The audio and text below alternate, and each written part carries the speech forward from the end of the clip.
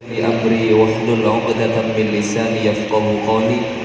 Wa qala subhanaka la ilma lana illa ma 'allamtana innaka antal alimul hakim.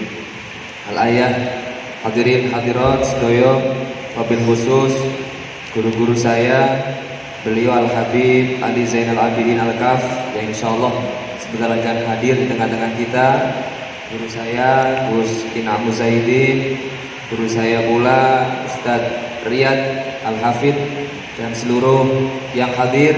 Mudah-mudahan kita semuanya tergolong hamba-hamba yang akan dimasukkan surganya Allah. Amin. Kita semua mudah-mudahan tergolong orang-orang yang akan istiqomahkan ibadahnya.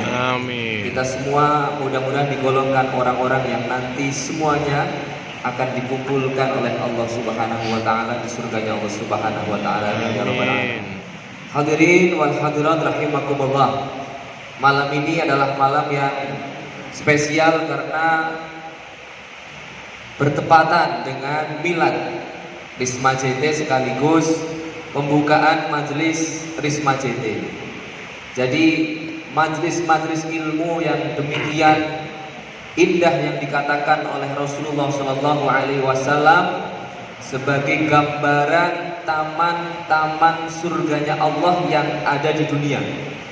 Maka orang-orang yang senantiasa senang dengan majelis ilmu, maka insya Allah juga akan dimudahkan nanti mencicipi taman surganya Allah di akhirat.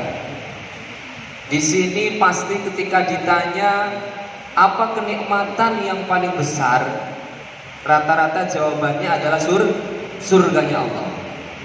Tetapi sesungguhnya ada kenikmatan yang lebih besar daripada surganya Allah, yaitu ketika nanti kita bertemu dengan Allah Subhanahu wa taala. Makanya di dalam Al-Qur'an disebutkan wujuhu yawma idzin nadhirah ila rabbiha nadhirah. Orang-orang yang di surga nanti wajahnya itu terlihat senang, terlihat bahagia, penuh dengan senyum. Ini ciri-ciri yang di surga. Makanya kalau sekarang semua yang hadir di sini kok sudah terlihat wajah-wajah bahagia, wajah-wajah saling sumringah, selalu senang dilihat, insya Allah termasuk bagian daripada calon-calon penghuni surganya Allah. Amin. Kenapa mereka wajahnya bisa senyum, berbahagia, dikatakan bersinar bahagia? Ila rabbiha nadhirah. Sebab mereka itu nanti di surga kenikmatan yang paling tinggi adalah ketika bertemu dengan Allah Subhanahu wa taala. Makanya kita diajarkan satu doa oleh Rasulullah sallallahu alaihi wasallam. Allahumma rzuqna ladzatan nadhari ila wajhikal karim. Ya Allah, anugerahkanlah kepadaku ladzatan nadhar, kelezatan bisa melihat, ila wajhikal karim, kepada zatmu yang mulia. Ini doanya Rasulullah sallallahu alaihi wasallam, yang artinya kenikmatan yang terbesar nanti insyaallah adalah kita nanti sama-sama akan dipertemukan dengan Allah Subhanahu wa taala. Hadirin hadirat rahimakumullah. Malam ini saya teringat salah satu ayat dalam Al-Qur'an. Allah Subhanahu wa taala berfirman, A'udzu billahi minasyaitonir rajim. Bismillahirrahmanirrahim. Innallaha la yughayyiru ma biqaumin hatta yughayyiru ma bi anfusihim. Saya yakin sudah banyak yang hafal dan sangat familiar ayat ini. Kebanyakan ayat ini dimaknai sesungguhnya Allah itu tidak akan merubah keadaan suatu kaum sehingga orang itu merubah apa yang ada dalam dirinya sendiri. Ini paling banyak. Makanya motivator-motivator itu biasanya menggunakan ayat ini sebagai penyemangat. Kalau kita ingin sukses, yo ikhtiar. Kalau kita ingin berhasil, yo harus ikhtiar bergerak. Ini yang biasa disampaikan oleh para motivator-motivator. Namun kalau kita melihat beberapa penjelasan dalam tafsir, justru memiliki makna yang berbalik. Innallaha la yughayyiru ma biqaumin min ni'matin wa afiyatin. Contohnya itu. Jadi Allah itu tidak akan merubah nikmat suatu kaum, tidak akan merubah anugerah yang ada pada satu kaum, seseorang, hatta yughayyiru ma bi anfusihim, kecuali justru mereka itu akan merubah apa yang dianugerahkan oleh Allah dengan apa? Bidzulmin, dengan kezaliman. Au la ya'ni, au ma la ya'ni, atau sesuatu yang tidak bermanfaat.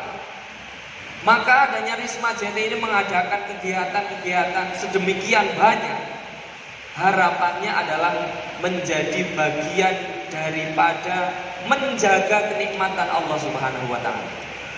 Jadi caranya menjaga kenikmatan itu bukan dengan ikhtiar bagaimana kita meraih kenikmatan tersebut, tapi justru dengan menjaga.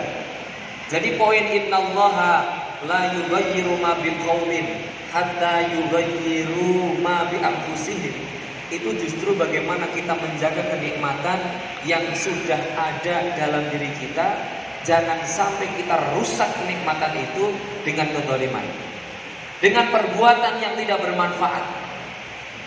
Ada salah satu riwayat Rasulullah SAW, beliau menyampaikan, almar'u ala dini khalili, seseorang itu akan mengikuti siapa teman karibnya. Maka insya Allah kalau yang hadir di sini kok teman karibnya adalah teman-teman Risma JT, maka insya Allah akan menjadi orang-orang yang baik. Kenapa? Karena kegiatannya semuanya baik. Almar'u ala dini khalili. Kemudian dikatakan setelahnya, maka ketika engkau ingin baik, maka falyanzur ahadukum, lihatlah orang-orang di sekitarmu, mayyukhalil, siapa yang akan menjadi teman karibmu. Kalau teman karibnya kok nyuwun sewu, orang yang senang dengan kerusakan, maka lama-lama kita akan tertarik kepada kerusakan itu. Kalau kita kok bergaul dengan orang yang baik, maka insya Allah sedikit demi sedikit akan menjadi orang yang baik. Kalau kajian di Risma JT ini kan musiman ya, kadang banyak, seperti ini termasuk luar biasa banyaknya. Kadang ya sedikit ya Mas Adib ya, wah sudah jam 9, setengah 10 ini baru berapa soft begitu biasanya. Tapi ini termasuk luar biasa banyaknya.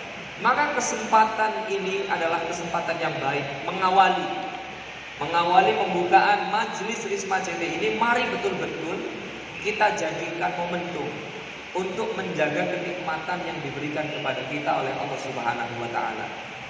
Sebab dadi menungso itu paling nikmat. Dadi menungso niku pun paling nikmat. Sebab kan Gusti Allah niku dibekali akal, niku dibekali nafsu. Iki nikmate teng mriku. Beda dengan binatang. Kalau binatang itu hanya diberikan nafsu tapi tidak diberi akal. Makanya yang namanya kambing itu dari zaman Nabiullah Adam sampai dengan sekarang, itu mangane yo tetap suket rumput, tetap itu makan. Tidak ada inovasi misalkan rumput balado, rumput pedas misalkan. Tidak ada. Kenapa? Tidak ada akalnya.